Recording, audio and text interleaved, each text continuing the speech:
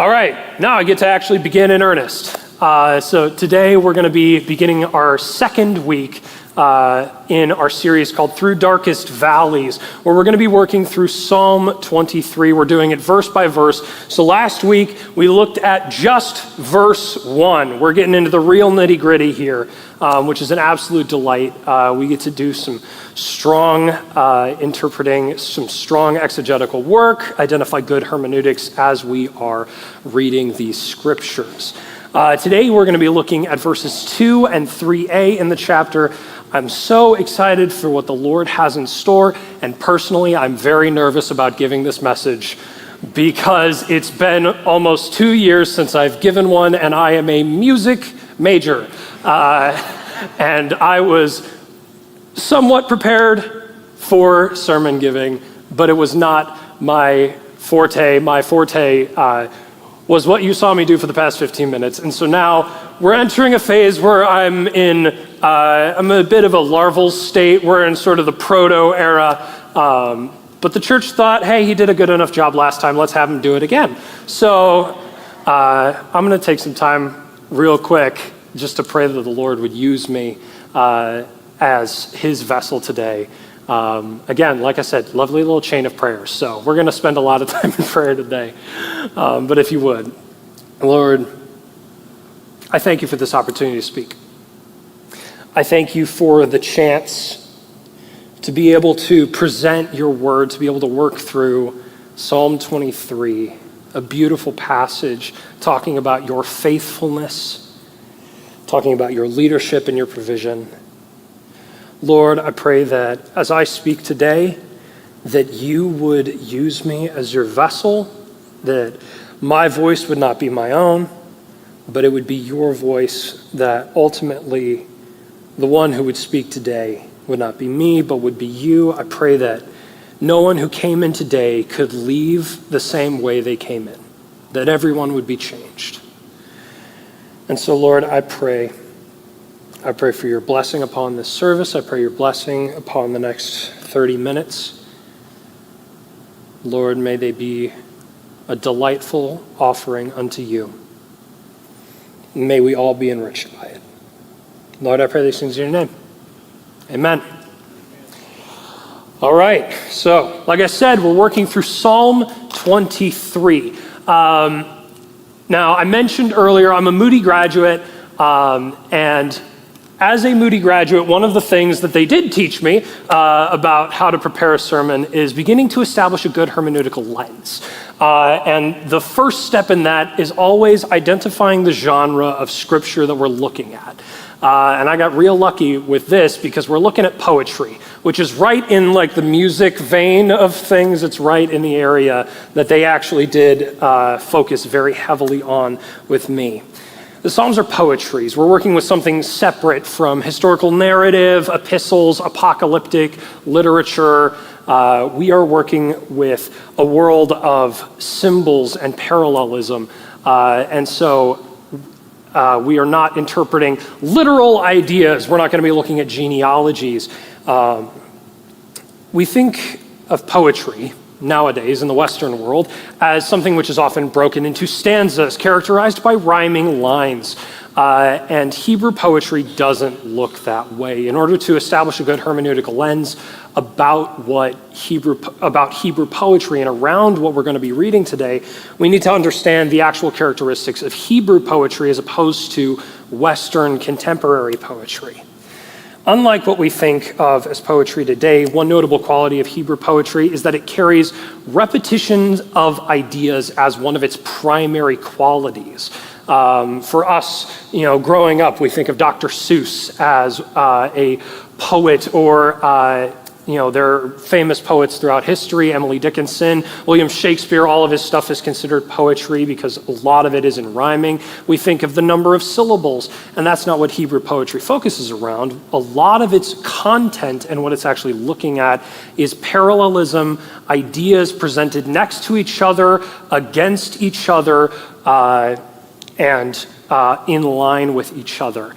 And we're going to see that come to light today. I would also encourage you, we're working through Psalm 23 over a long scale, and we're really going verse by verse, but you'll be able to see this quality in Psalm 23 as a whole. So I want to invite you throughout your week, sit down at some point, read Psalm 23, look for the parallelism of ideas. They come in larger chunks. You'll see in Psalm 23 and in all of the Psalms, really, there will be indentations marking where lines begin and ideas begin. Those are cues to be able to sort of see where the psalmist, where the writer is starting to introduce an idea. And so I would encourage you, look at the whole passage at some point this week. But even today, in just a verse and a half, we are going to see where these parallels, where these repetitions come into play. Now that's a quality that's unlike a lot of poetry today. What you will find in common with our poetry today is their use of symbolism to communicate truth. And again, we'll see that come into full effect. In fact, it's the symbol set up in the verse we covered last week, the Lord is my shepherd. We're setting up this sheep and shepherd dynamic, which will define how we are going to interpret and understand the scriptures today. Today's verses and their use of symbolism remind me of one of my favorite poems, actually, by Emily Dickinson, which I want to read very quickly to you. It goes, "Tell all the truth, but tell it slant.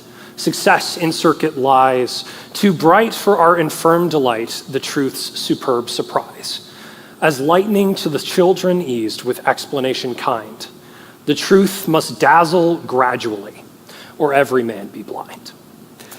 Dickinson wrote this poem about poetry and fiction and symbolism to explain as plainly as she could that often there are truths which we as humans have a hard time seeing or understanding or accepting when they're just given to us point blank. When we're staring them face down, it's not something that we can always easily accept.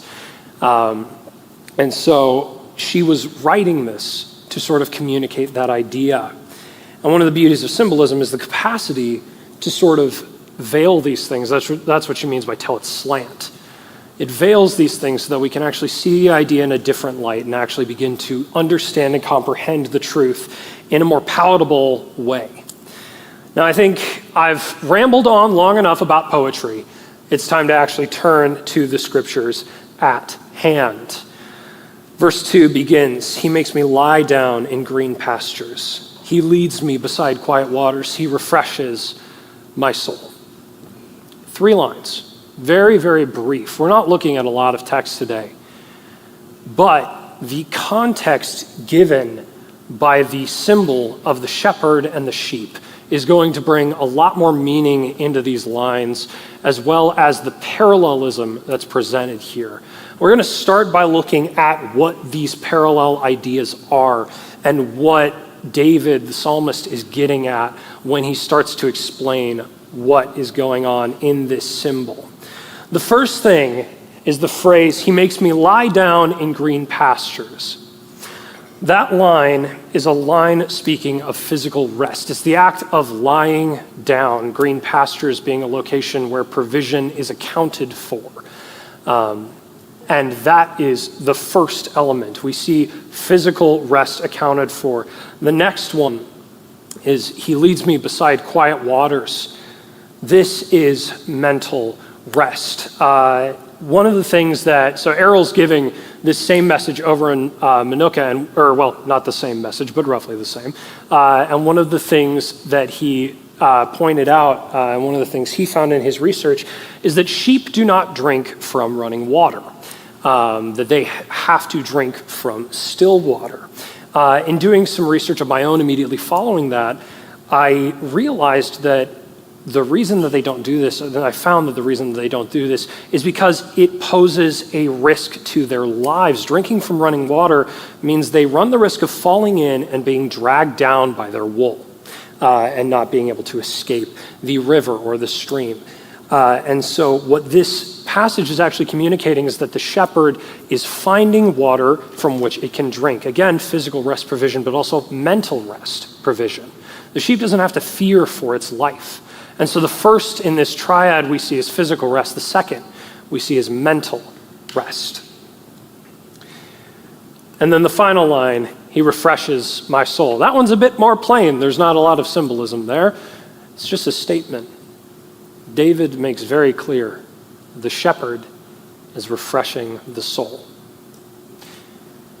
The parallelism here, when just looking at this small clause, is intended to display to us that God, as the good shepherd, is not just caring for us in a generic sense, that it's detailed.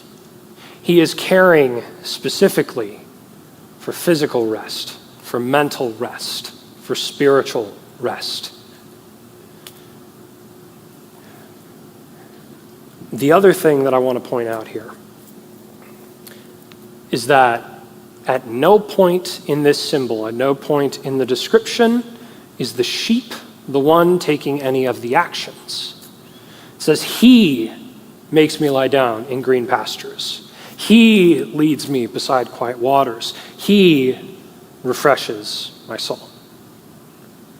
There are so many other ways to phrase this.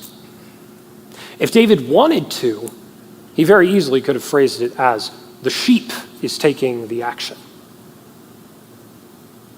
But he doesn't, because David knows something about being a shepherd. David was a shepherd before he was king of Israel. Contrary to the way that we see shepherds today, where they drive their flocks from behind, and this is another thing Errol got from me. I'm just stealing his whole sermon, basically. Contrary to driving a flock from behind, shepherds in that day and age led from the front. David, as a shepherd, understood that one of the critical aspects of being a good shepherd is that you are in front of the flock, that you go before them. And I want to point out, it's not us as active agents, it's the shepherd that is leading us into rest. When we follow, he leads us into rest. If we don't look at the symbol properly, a quick takeaway could be, he is leader, I rest. But if you notice, that puts the action point of us trying to struggle and muscle our way into rest. He is a leader, we follow, he leads us into rest. We're not muscling our way into it. We're not forcing our way into it. One of the things that I find so interesting about the way we talk and think about rest nowadays is we talk about it as though you can force it to happen. I have been told I'm very bad at resting. I don't know if anybody else is just as bad at rest. I'm absolutely horrible at it. Throughout my time in college, took the most credits I ever took was, I think I got up to 22 credits in a semester, and I think I did 18, 22, 21, 19, and that was 4 semesters in a row. I was absolutely horrible at rest, and I was extremely stressed out the entire time. I am bad at rest, and the thing that resoundingly kept being told to me was, well, are you taking time to rest? We have this idea that rest is something that we make happen, that we just sort of insert it into time and that rest occurs. What David's presenting here is actually counter that point. David's telling a truth, but he's telling it slant. He's telling us, you don't make rest happen. God makes rest happen. My family goes on vacation up north every summer. It's a very high-octane vacation, which is based on doing as many water sports in a 7-day period as you can. By the end, everybody is exhausted, but for them, it is a form of rest. I have missed that vacation every year for the past 3 years since I've needed to be working. As I said before, I'm very bad at rest. I just graduated from Moody Bible Institute. I'm being thrown into the real world. I have been stressed out of my mind for a month and a half. And every single time I tell this to somebody who's been out in the world for longer than me, I get the same response every single time. Welcome to the next 50 years of your life.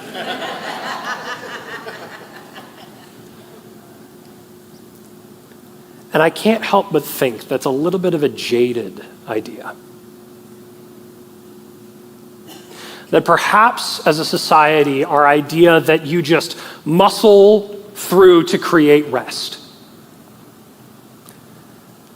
has created a society that overarchingly says, well, after a certain point in my life, I just get stressed out and tired forever. This lovely little perpetual cycle. David's presenting an idea counter to that. He is telling a truth slant. This sermon was very hard for me to prepare this week. Not just because I struggled with the concept, but also because I struggled to find time to do so. I had absolutely no idea when I was going to prepare it. I swore to myself I'd be up till 10 every night trying to make it happen. And I thought, well, I will just try very, very, very hard to make sure that the 6 hours of sleep I get every night are going to be the most effective 6 hours of sleep. And then I started reading the passage.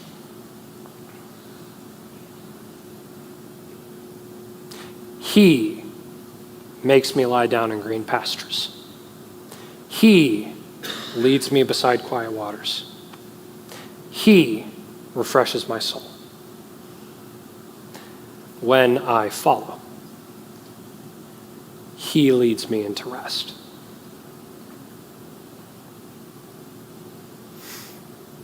We're not muscling our way into rest. There's no means of success. If you examine it for half a second, set aside time to rest. Make it happen. The language surrounding it is language of force.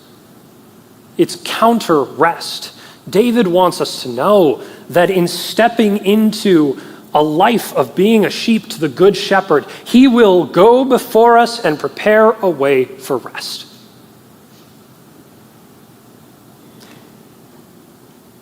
In reading the passage, discovering this truth, I did find it to be exactly that way.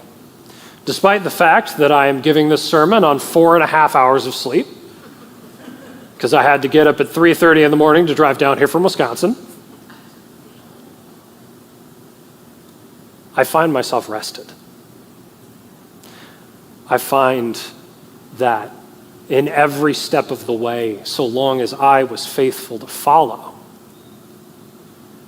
he was faithful to lead me into physical, mental, and spiritual rest.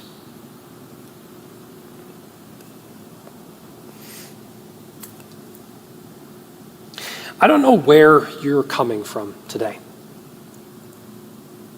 Some of you may be living and thriving in the Lord's rest.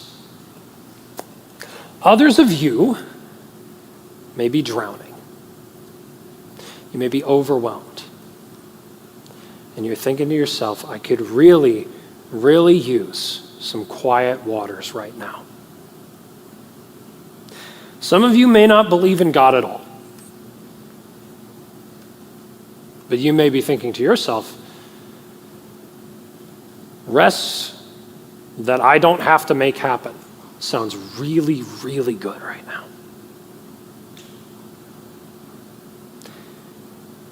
This sermon was a little short, and I did that on purpose. Because in a moment, I want to invite you to do business with God. I want to invite you into a space where you actually get to take time and set it aside.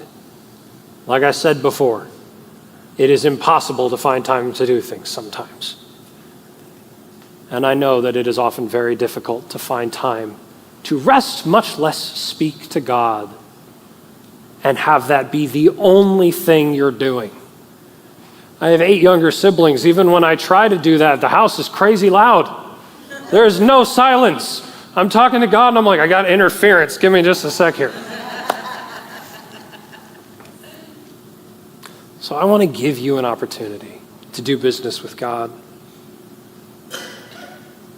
For those of you who don't believe, during this time, I want to invite you to consider placing your faith in God, the one who can actually give you true rest, the one who can actually bring you true peace and eternal salvation. I would love to talk to you about it afterward,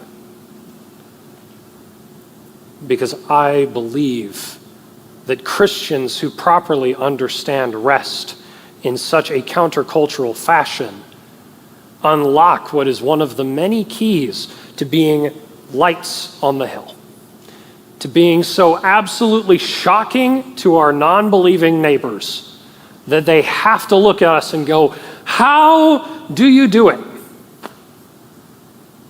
How do you manage your life and not be so exhausted all the time? And for us to then be able to answer, it's not of me. I don't make my rest happen. That's not my work. That's the work of a God who loves me and as a good shepherd leads me into rest. Full and total rest, accounting for every part of my being. So again, I want to invite you now. I'm going to take a second. I'm going to reset my stage here, get my mic back up, pick up my guitar. But while I'm doing that, I invite you to start praying, to do business with God.